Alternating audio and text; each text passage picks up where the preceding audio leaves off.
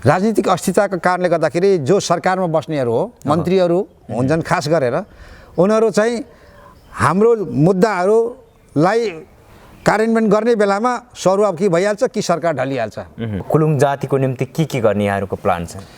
सङ्घीय मामिला मन्त्रालयले स्थानीय तहलाई नै स्थानीय तहमै नगरपालिका या गाउँपालिकामा आफ्नो क्षेत्रभित्रको को आदिवासी जनजातिहरू को जात जातिहरू छन् भनेर चाहिँ सूचीकरण गर्ने भनेर एउटा सर्कुलर पनि जारी गरेको छ। सूचीकरणको आन्दोलन कहाँसम्म पुग्यो र के भइरहेको छ अहिले ठ्याक्कै? राजनीतिक पहुँचहरू अलिक कम भएको हुनाले राजनीतिक क्षेत्रमा पनि पहुँच बढाउने भन्ने थियो, त्यसमा थोरै प्रगति भएको छ र आर्थिक आत्मनिर्भरता। विश्वको सर्वोच्च धरातलको आवाज महाकुलुङ अनलाइन टेलिभिजन।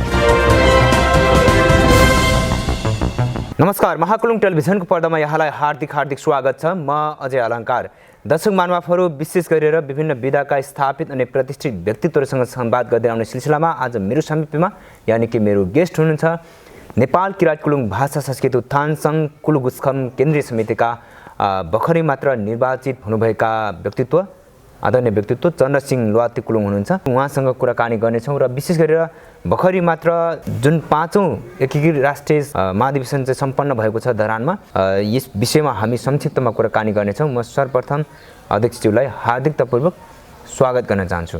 हजुर, स्वागत छ अध्यक्षज्यू। धन्यवाद। आराम हुनुहुन्छ? आराम छु। विशेष गरेर सर्वप्रथम यहाँ लगायत यहाँको टिमलाई, नवनिर्वाचित सम्पूर्ण टिमलाई हार्दिक शुभकामना अनि बधाई पनि। धन्यवाद। विशेष गरेर यो यहाँहरूको 5औं एकीकृत राष्ट्रिय महाधिवेशन भन्नुभयो होइन? यो महाधिवेशन विषयमा अलिकति छोटकरीमा जानकारी गराइदिनुहोस्। यो 5औं एकीकृत राष्ट्रिय महाधिवेशन चाहिँ अब यो नेपालभरका कुलुङहरूको यो एक किसिमको यो भेला, तिनीहरूको प्रतिनिधिहरूको भेला र विगत 4-5 वर्षसम्ममा गरेका कुराहरूको समीक्षा र त्यसमा भेट्टाइएका अब कमजोरीहरूलाई पनि हामीले मनन गर्दै आगामी दिनहरूमा सुधार गर्न सुझावका साथ हामीले लिन र आगामी अब यो थप 4 वर्षको लागि यस सङ्घले के कस्तो किसिमको कार्यहरूमा अब प्राथमिकता दिने र कुलुङ समुदायको विकासको निम्ति कसरी सङ्गठनलाई एउटा सुदृढ गरेर सङ्गठनमा आबद्ध सदस्यहरूको पनि आफ्नो व्यक्तित्व विकास र उहाँहरूलाई पनि एउटा नेतृत्वको अवसरहरू कसरी प्रदान गर्ने र भन्ने र ती सबै कुरालाई मनन गरेर सक्षम सबल आफ्नो क्षेत्रमा दक्ष भएका व्यक्तित्वहरूलाई एउटा अवसर प्रदान गर्नको निम्ति नयाँ कार्य समितिको पनि चयन गर्ने उद्देश्यले यो सम्पन्न भएको छ। 5औं एकीकृत भन्नुभयो। हजुर, किन एकीकृत नै किन भन्नुभयो यहाँले? यो 2061 सालभन्दा अगाडि 3वटा कुलुङ सङ्घ थियो। त्यस पछाडि यो 3टा कुलुङ सङ्घ हुँदाखेरि 3टा विभिन्न ढङ्गले चाहिँ चल्ने भएको हुँदाखेरि कुलुङ समुदाय त एउटै हो। त्यसले गर्दाखेरि पछि कुलुङहरूले नै यो कुरोहरू मनन गरेर यो 3-3वटा भएन, यसलाई एउटै बनाउनु पर्यो भन्ने भएपछि अब कुलुङ समुदायहरूकै चाहनामा र मागमा यो 3टै समुदायको नेतृत्वहरूसँग बसेर 2061 सालमा राष्ट्रिय सम्मेलन गरेर त्यस पछाडि यसलाई पहिलो एकीकृत सम्मेलन महाधिवेशन भन्यो हो। 61 सालदेखि गरेर आउँदाखेरि हाम्रो 4-4 वर्षको अवधि हुँदाखेरि अहिले आइपुग्दाखेरि 5औं एकीकृत राष्ट्रिय महाधिवेशन भएको। 5औं एकीकृत राष्ट्रिय महाधिवेशन। विशेष गरेर यहाँ लगायत जुन चाहिँ कार्य समितिमा अहिले कतिजनाको चाहिँ कार्य समिति यहाँले निर्माण गर्नुभयो, चयन गर्नुभयो? हामीले 39 जनाको हाम्रो चाहिँ कार्य समिति बनेको छ। त्यसमा 34 जना अहिले निर्वाचित भएको छन्, अरू 5 जना मनोनितको व्यवस्था गरेको छ। अब त्यसलाई हामी अर्को बैठकमा हामीले मनोनयन गर्ने।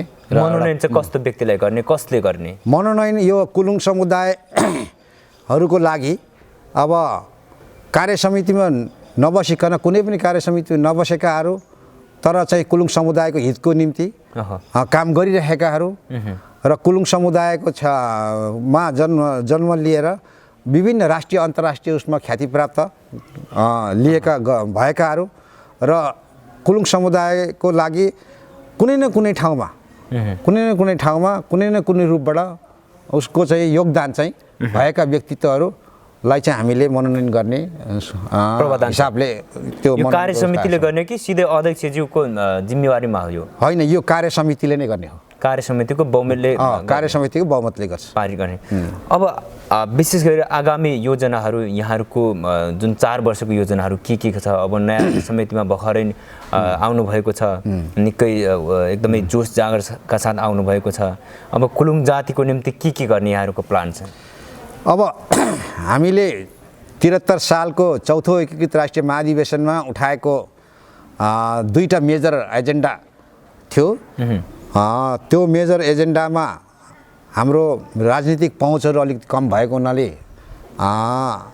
राजनीतिक क्षेत्रमा पनि पहुँच बढाउने भन्ने थियो। त्यसमा थोरै प्रगति भएको छ र आर्थिक आत्मनिर्भरता बढाउने भएको थियो। त्यसलाई पनि निरन्तरता दिने हिसाबले अहिले यो 5औं एकीकृत राष्ट्रिय महाधिवेशनमा पनि आर्थिक आत्मनिर्भरता चाहिँ अलिकति प्राथमिकता दिएर अब यसपालि हामीले एउटा बृहत यो सम्पूर्ण कुलुङहरूको यो साझा एउटा कोष, आर्थिक कोष खडा गर्ने र त्यो कोषबाट चाहिँ हामी आफैले चाहिँ त्यो कोषलाई परिचालन गरेर त्यसबाट नै आय आर्जन गरेर त्यो आर्जित रकमहरूबाट चाहिँ हामीले यो सङ्घ संस्थाहरू चाहिँ सञ्चालन गर्ने व्यवस्था गर्ने र त्यसमा अन्य अरू विविध किसिमको अब छात्रवृत्तिको कुराहरू, उद्योग धन्दामा लाग्न चाहनेहरू अथवा अन्य कुनै चाहिँ नि अब कामहरू गर्न ठाउँमा कुनै त्यस्तो किसिमको सहयोगहरू चाहिँ नि आवश्यक पर्यो खण्डमा त्यस्तो सहयोगहरू पनि प्रदान गर्ने हिसाबले र सम्पूर्ण कार्य समितिका सदस्यहरूलाई पनि परिचालन गर्नको निम्ति त्यो कोषले चाहिँ एउटा टेवा पुर्याउने छ र हामी आफै आत्मनिर्भर हुनुपर्छ भन्ने हिसाबले चाहिँ त्यो एउटा कोष निर्धारण गरेर त्यसले विविध क्षेत्रमा अब हामीले चाहिँ त्यसलाई परिचालन गरेर आफै आत्मनिर्भर हुने भन्ने केस एउटा छ हाम्रो। भनेपछि यो 4 वर्षभित्र यहाँहरूले एउटा कुलुङ जातिलाई अर्थात् कुलुङ सङ्घलाई आत्मनिर्भर एउटा आर्थिक हिसाबले पनि आत्मनिर्भर संस्थाको रूपमा बनाउनको लागि पर्नुहुन्छ। एकदम। जस्तो यहाँहरू विगत लामो समयदेखि कुलुङ जाति लगायत चाहिँ नेपालमा आदिवासी जनजाति चाहिँ छुटेका तर मापदण्ड पुगेकाहरूलाई चाहिँ सूचीकरण गर्नुपर्छ, थप अध्ययन अनुसन्धान रिसर्च हुनुपर्छ भन्ने हिसाबले चाहिँ आन्दोलित पनि हुनुहुन्छ। शान्तिपूर्ण हरेक हिसाबले चाहिँ आन्दोलनमा सरेको हुनुहुन्छ। यहाँको आन्दोलन, सूचीकरणको आन्दोलन कहाँसम्म पुग्यो र के भइरहेको छ अहिले ठ्याक्कै? हाम्रो आन्दोलनको प्रगतिहरू ठ्याक्कै 100% हिसाबले चाहिँ नि त भएको छैन। तर जो उत्पीडित अथवा चाहिँ नि बहिष्करणमा परेका समुदायहरूलाई आफू सुसूचित हुन सकेका छन् र सङ्गठित हुन सकेका छन् र सङ्गठित भएर चाहिँ एउटा साझा कार्यक्रमहरू लिएर यस्तै उत्पीडित समुदायहरूसँग चाहिँ नि आबद्ध भएर एउटा चाहिँ के अरे सरकारलाई दबाब दिने कामको लागि चाहिँ नि उनीहरू सक्षम भएको छन्। त्यही भएर अहिले किराँतीहरूको मात्रै सन्दर्भमा आदिवासी किराँत महासङ्घ गठन भएर अगाडि बढिरहेछ भने गैर किराँतीहरूमा करिब 44वटा जातिहरूको एउटा साझा सङ्गठन राष्ट्रिय आदिवासी जनजाति महासङ्घ समेत स्थापना भएर त्यसको भातृ सङ्गठन, युवा सङ्गठनहरू पनि गठन भएर यसरी तल जनस्तरसम्म चाहिँ यो सरकारी गैर सरकारी र विभिन्न चाहिँ निकायहरूमा यसले चाहिँ नि आफ्नो कुराहरू चाहिँ लाने र आफू विभेदमा परेको कुराहरू र यसलाई चाहिँ सामाजिक न्याय स्थापित गर्नको निम्ति चाहिँ सम्बन्धित निकायहरूमा यसले पहलकदमीहरू गरिरहेको छ र परिणामस्वरूप अहिले सङ्घीय मामिला मन्त्रालयले स्थानीय तहलाई नै स्थानीय तहमै नगरपालिका या गाउँपालिकामा आफ्नो क्षेत्रभित्रको को आदिवासी जनजातिहरू को जात जातिहरू छन् भनेर चाहिँ सूचीकरण गर्ने भनेर एउटा सर्कुलर पनि जारी गरेको छ। स्थानीय तहमै गराउनु भनेर चाहिँ स्थानीय तहमै निर्देश दिएको छ र त्यो अनुसार केही स्थानीय तहका के अरे जनप्रतिनिधिहरूले अथवा स्थानीय तहले यो सुरुवात पनि गरेको छ। जस्तै अब सङ्खसभाको सिलिचोङ गाउँपालिकामा त्यहाँको गाउँपालिकाको परिषदले एउटा कार्यविधि समेत तयार भइसकेको भन्ने हामीलाई जानकारी भएको छ। भनेपछि त्यो पनि एउटा उपलब्धि आयो। जस्तो यहाँहरूको सूचीकरणको सवाल उठेको त लामो कालखण्डै भयो, अब लगभग 2 दशक नै पार गर्न लागेको छ होइन। 17-18 वर्षै पुगिसकेको अवस्था 58 सालदेखि अहिलेसम्म हेर्दाखेरि त 78 सालसम्म हेर्दाखेरि त 19-20 वर्ष नै भयो। राज्यले के कारणले चाहिँ यहाँलाई सूचीकरणमा यति चाहिँ लबिङ गर्दा पनि, यति पहल कदमी चाल्दाखेरि पनि राज्यले सुनवाई नगर्नुको पछाडि चाहिँ मुख्य कारण के हुन सक्छ? मुख्य कारण त के हो भने राज्यले नीति त बनाएको छ र नीति बनाए पनि त्यसलाई कार्यान्वयन गर्नको निम्ति चाहिँ एउटा त यो राजनीतिक अस्थिरताको कारणले गर्दाखेरि जो सरकारमा बस्नेहरू हो मन्त्रीहरू हुन्छन् खास गरेर उनीहरू चाहिँ हाम्रो मुद्दाहरूलाई कार्यान्वयन गर्ने बेलामा सरुवा कि भइहाल्छ कि सरकार ढलिहाल्छ। त्यसो भएपछि फेरि जतिवटा मन्त्री आयो उति हामीले चाहिँ भन्दा फेरि त्यही प्रक्रियाले गर्दा राजनीतिक अस्थिरताको कारणले गर्दाखेरि लामो समयसम्म चाहिँ हाम्रो त्यो निर्णय हुन नसकेको हो। त्यसले गर्दाखेरि गत नेकपा अथवा माओवादी र एमालेको चाहिँ संयुक्त सरकार करिब दुई तिहाईको सरकारले चाहिँ कमसेकम अब यो स्थिर हुन्छ र यो सरकारमा चाहिँ केही यो डिसिजनहरू लिन सक्छ भन्ने हाम्रो विचार थियो। तर त्यो सरकारमा पनि निर्णय लिने बेलामा फेरि त्यसमा पनि त्यहाँ अस्थिरता आयो। नेकपा फेरि चाहिँ अब टुक्रिएर दुई चिरा भएको छ होइन। त्यसले गर्दाखेरि तीन चिरै भनौँ न अब नेकपा माओवादी र अर्को एकीकृत समाजवादी समेत तिनटै भयो त्यसरी भएको छ। अब अहिले गठबन्धनको सरकार छ त्यसको गठबन्धनको सरकारको पनि हामीले मन्त्री सङ्घीय मामिला मन्त्री राजेन्द्र श्रेष्ठलाई हामीले हाम्रो यही महाधिवेशनमै उहाँलाई प्रमुख अतिथि नै बोलाएर हाम्रो मुद्दाहरू हाम्रो सवालहरू उहाँलाई चाहिँ सुनाएका छौँ। अब उहाँले सकारात्मक लिएको छु भन्ने कुराहरू गर्नुभएको छ।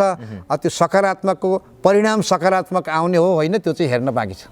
तपाईँहरू प्रत्यक्षमै हुनुहुन्छ त्यति विश्वास त हुनुहुन्न? विश्वस्त त छैन हामी तैपनि सकारात्मक भनेको हुनाले हुन्छ कि भन्नेमा छौँ। तर गरि नै हाल्छ भन्ने यस्तो किनभने विगतको भोगाइले त्यसो हुँदाखेरि अब यही गठबन्धनको सरकार कति टिक्छ त्यसमै शङ्का छ होइन। त्यही त यहाँहरू अब लामो कालखण्ड सूचीकरणको सवालमा आफ्नो कुलुङ जातिलाई अधिकार दिलाउनको निमित्त आफ्नो सो पहिचान चाहिँ प्राप्ति गर्नको निमित्त निकै चाहिँ लामो कालखण्ड नै सङ्घर्षरत हुनुहुन्छ। यहाँहरूले थुप्रै ठाउँमा चाहिँ डेलिगेसनदेखि लिएर शान्तिपूर्ण आन्दोलनहरू पनि गरिराख्नु हुँदाखेरि अर्को यतातर्फ जो चाहिँ जातिको परिभाषाहरूमा चाहिँ क्लेम गरिएको कुराहरू आधारहरू आफ्नो भाषाको कुराहरू आफ्नो संस्कृतिको कुराहरू चाहिँ अलिकति कुलुङ सङ्घले चाहिँ अधिकार प्राप्तिको निम्ति सङ्घर्ष गर्दै गर्दाखेरि भाषा संस्कृतिमा चाहिँ अलिक ध्यान कमै पुगेको कि भन्ने टिका टिप्पणी पनि ठाउँमा पाइन्छन्। अब यो राज्यले गर्ने कामहरू समुदायले त सुझाव दिने सिफारिस गर्ने कि चाहिँ र्याडिकल भएर चाहिँ घेर्नै पर्यो। त्यो घेर्ने काममा हामी चाहिँ शान्तिपूर्वक हाम्रो चाहिँ अभियान सञ्चालन गरेको हुँदाखेरि हामीले भन्ने निकायमा भनेका छौँ होइन। अब प्रमुख स्थानीय निकायका प्रमुखसँग कुराकानी गरेका छौँ।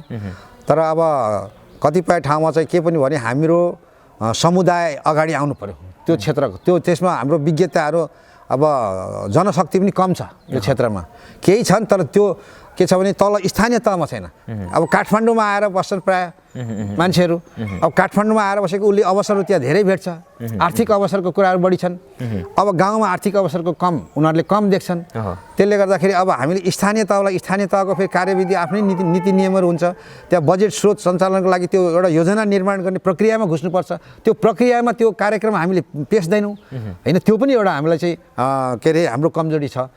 र पेसिहालेको खण्डमा पनि त्यसमा फेरि चाहिँ हामीले विज्ञहरू लिनु पर्यो। अब विज्ञहरू लिनको लागि चाहिँ के छ भनेदेखि राम्रो विज्ञ आफूले अब विभिन्न अवसर पाएको हुनाले गर्दाखेरि त्यहाँ जान सक्ने स्थिति हुँदैन। धेरै समय दिन सक्दैनन्। थोरै समयलाई त्यो भाषा संस्कृतिको उत्थानको निम्ति चाँडै गरिहाल्नुपर्ने स्थिति पनि छैन। त्यसले गर्दाखेरि यो पाटो दुवै पक्षबाट छ। सरकारी पक्षबाट पनि कमजोरी छ हाम्रो पक्षबाट पनि केही कुरो कमजोरी भइरहेछ। र हामीलाई हाम्रो विज्ञता नभएको कारणले गर्दाखेरि त्यसलाई यो भाषाको क्षेत्रमा त्यसको प्राविधिक कुराहरू मिलाउन हामीलाई गाह्रो छ। बोल्नु त बोलिन्छ। मैले पनि धेरै साथीहरूसँग सम्पर्क गरेँ कुलुङ भाषा बोल्छ तर सबै कुलुङ भाषा बोल्नेहरू कुलुङको जब हामी व्याकरण लेख्छौँ जब त्यहाँ चाहिँ अब के अरे यो बेतेरीको चाहिँ निर्माणहरू गर्छौँ त्यतिखेर उहाँहरूले शब्द नै भेट्नुहुन्न होइन। त्यस कारण त्यो पनि हामीलाई एउटा समस्या भइरहेको छ। त्यही त प्रकाशनतिर चाहिँ अलिकति कमी भयो कुलुङ भाषा संस्कृति संरक्षणतिर जस्तो पुस्तक प्रकाशनको संस्कृतिको भनौँ अर्थात् चाहिँ गीत सङ्गीतकै माध्यमबाट प्रकाशनहरू भनौँ अलिकति कम चाहिँ चासो चाहिँ अलिक कम हुँदै गएको कि भन्ने पनि टिका टिप्पणी भइरहेको छ। चासो त कम भएको होइन चासो चाहिँ कम भएको छैन किन जनउभार आइराखेको छ नि त। होला कुलुङ सङ्घ आफैले चाहिँ नगरेको होला तर कुलुङहरूले त गरिरहेको छ नि त निजी क्षेत्रबाट होस् या व्यक्तिगत तौरबाट होस् त्यो त आइरहेको छ नि त त्यसले गर्दाखेरि त्यो चासो चाहिँ कम भएको होइन हो संस्थागत रूपले त्यसलाई व्यवस्थित रूपले होइन आधिकारिक रूपले हामीले प्रकाशन गर्न सकेका छैनौँ त्यो चाहिँ संस्थामा एउटा कुरो त मैले अघि पनि भने हामीसँग जनशक्ति त्यो विषयमा प्राविधिक जनशक्तिको पनि अभाव अब जो कोहीले त्यसमा हात हाल्न सक्ने स्थिति पनि छैन र बाहिरको विज्ञ ल्याउँ त्यसलाई हामीले चाहिँ नि उसलाई चाहिँ नि उसको पारिश्रमिक दिन सक्ने क्षमता पनि छैन यो यस कारणले गर्दाखेरि हामीले अहिले त्यो प्रकाशनहरू हाम्रो अलिकति कम भएकै हो तर अब आगामी दिनहरूमा हामीले यस महाधिवेशनले चाहिँ प्रकाशन समिति नै राखेका छौँ त्यसले गर्दा त्यो समिति विभागै बनाएको हुँदाखेरि अब उसलाई हामीले जिम्मा दिएर उहाँले के गर्नुपर्ने कसो गर्नुपर्ने हो त्यो उहाँहरूले चाहिँ नि समितिमा ल्याएपछि हामीले त्यसलाई निर्णय गरेर यसलाई अगाडि बढाउने हाम्रो चाहिँ अहिले यसपालिको कार्यक्रममा छ ओके अब अन्तिममा जाँदै हाम्रो प्रिय दर्शकहरूले देश विदेशबाट हाम्रो कुलुङ तथा गैर कुलुङ सबैले हेरिराख्नु भएको छ उहाँहरूलाई के भन्न चाहन्छ अन्तिममा म सबै कुलुङ दाजुभाइ दिदीबहिनीहरूलाई के भन्न चाहन्छु भन्दाखेरि अब कुलुङ सङ्घको विगतको भन्दा धेरै क्षेत्रहरू पनि विस्तार भएको हुनाले गर्दा र अहिले हाम्रो केन्द्रीय समितिमा सदस्यहरू पनि विस्तार गरेका छौँ र यो विस्तार गर्नको कारण उहाँहरूलाई जिम्मेवारी दिएर तपाईँहरू समक्ष गाउँ गाउँमा यो चाहिँ कुलुङ सङ्घको उद्देश्य नीति कार्यक्रमहरू पुग्नेछ र हाम्रो बिचमा समन्वय गर्ने प्रदेश जिल्ला समितिहरू छन् र जिल्ला समिति मार्फतबाट गाउँपालिका वडा समितिहरू मार्फतबाट गाउँ जनस्तरसम्म हामीले कार्यक्रम पुग्ने तपाईँहरूको कुरा पनि हामीले चाहिँ हामी कहाँ पुगोस् भन्ने हिसाबले र हाम्रो कुराहरू पनि तपाईँसँग पुगोस् भन्ने हिसाबले यो किसिमको चाहिँ सञ्जालहरू हामीले निर्माण गरेर हामी समग्र कुलुङहरूको आर्थिक शैक्षिक सामाजिक सांस्कृतिक लगायत राजनैतिक विकास समेत चाहिँ गर्ने अहिले हाम्रो चाहिँ अठोट भएको छ हस् यहाँको महत्त्वपूर्ण समय र संवादको लागि विशेष धन्यवाद दिन चाहन्छु धन्यवाद